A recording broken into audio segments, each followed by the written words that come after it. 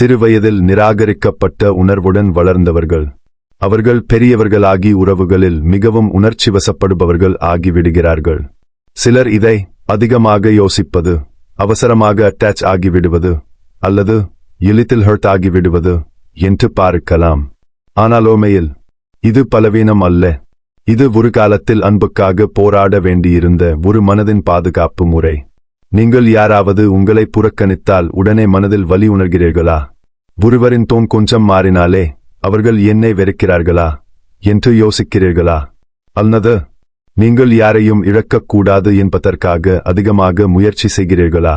அப்படியானால் இந்த வீடியோ உங்களுக்காக. ஏனெனில் சைக்காலஜி கூறுவது என்னவென்றால், சிறுவயதில் அனுபவித்த ரிஜெக்ஷன் அடல்ட்ஹுட்டில் மிகவும் ஆழமான தாக்கத்தை ஏற்படுத்தும். ஆனால் அதே வலி உங்களை மிகவும் ஆழமாக நேசிக்கக்கூடிய மனிதராகவும் மாற்றும். 1. நீங்கள் உறவுகளில் அதிகமாக அட்டாச் ஆகிவிடலாம். சிறுவயதில் அக்செப்டன்ஸ் கிடைக்காமல் வளர்ந்த குழந்தைகள் பின்னர் வாழ்க்கையில் யாராவது கொஞ்சம் அன்பு காட்டினாலே அவர்களிடம் எமோஷனல் சேஃப்டி தேட ஆரம்பிக்கிறார்கள். Research indicates that childhood rejection creates a deep fear of abandonment. அதனால் ஒருவர் ரிப்ளை செய்ய தாமதித்தாலும் கொஞ்சம் தூரமாக நடந்து கொண்டாலும் மனதில் இன்செக்யூரிட்டி ஆரம்பமாகிறது. உதாரணத்திற்கு, ஒருவர் நான் பிஸி என்று மட்டும் சொன்னாலும் உங்கள் மனம் அவர்கள் என்னை தவிர்க்கிறார்கள் என்று அர்த்தம் கண்டுபிடிக்கலாம். ஆனால் இதன் பின்னால் இருக்கும் உண்மை என்ன தெரியுமா? நீங்கள் டாக்ஸிக் அல்ல. நீங்கள் டீப்லி கனெக்டட் ஆகஸ்து விரும்புகிறவர். உங்கள் மனம் ஒருபோதும் பாதுகாப்பாக உணரவில்லை என்பதால்தான் இப்போது உறவுகளை மிகவும் பிடித்து வைத்துக் கொள்ள முயற்சிக்கிறது. இந்த அவேர்னஸ் வந்த பிறகு நீங்கள் உங்களை குறை சொல்லாமல் ஹீல் ஆகஸ்து ஆரம்பிக்க முடியும். 2. நீங்களை மிகவும் தீவிரமாக உணரலாம். Psychology shows that emotional rejection activates the same brain areas as physical pain. அதனால் சிலருக்கு பிரேக்கப் அல்லது சைலன்ஸ் என்பது சாதாரண விஷயம். ஆனால் சைல்ட்ஹுட் ரிஜெக்ஷன் அனுபவித்தவர்களுக்கு அது உள்ளுக்குள் உடைந்து போவது போல இருக்கும். யாராவது உங்களை இக்னோர் செய்தால் உங்கள் சைல்ட்ஹுட் மெமோரிஸ் தெரியாமலே ட்ரிகர் ஆகலாம். அதனால் தான் நீங்கள் அதிகமாக ஓவர் திங்க் செய்கிறீர்கள். நான் போதுமானவனா? நான் ஏதாவது தவறாக சொன்னேனா?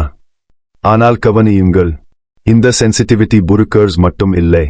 அதே சென்சிட்டிவிட்டி தான் உங்களை மற்றவர்களின் ஆழமாக புரிந்து கொள்ளும் மனிதராக மாற்றுகிறது. நீங்கள் மற்றவர்கள் ஃபீல் செய்யும் சீக்கிரம் உணர முடியும். அதனால்தான் நீங்கள் ஜென்யூனுக்கு மிகவும் அரியவர். 3. நீங்கள் லவ் கிடைக்க ப்ரூவ் செய்ய முயற்சி செய்யலாம். சிறுவயதில் ரிஜெக்ஷன் அனுபவித்த பலர் நான் நல்லவனாக இருந்தால் தான் என்னை நேசிப்பார்கள் என்று நம்ப ஆரம்பிக்கிறார்கள். Research indicates that emotionally neglected children often become people pleasers in adulthood. அதனால் நீங்கள் எல்லோரையும் ஹாப்பி வைத்திருக்க முயற்சி செய்யலாம். நோ சொல்ல பயப்படலாம். உங்கள் ஓனை இக்னோர் செய்யலாம். ஒருவர் அப்செட் ஆகிவிட்டால் உடனே கில்ட் ஃபீல் ஆகலாம். ஏன் தெரியுமா? சிறுவயதில் லவ் என்பது அன்கண்டிஷனல் ஆகஸ்து கிடைக்கவில்லை. அது ஏர்ன் செய்ய வேண்டிய ஒன்றாக இருந்தது.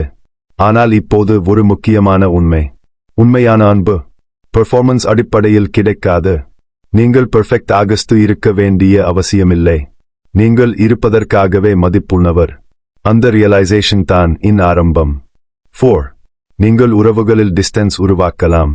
இதுதான் மிகவும் மிஸ்அண்டர்ஸ்டுட் ஆன விஷயம். சிலர் மிகவும் கிளிங்கி ஆகிவிடுகிறார்கள். மற்ற சிலர் யாரையும் முழுமையாக நம்பாமல் இமோஷனலி டிஸ்டன்ட் ஆகிவிடுகிறார்கள்.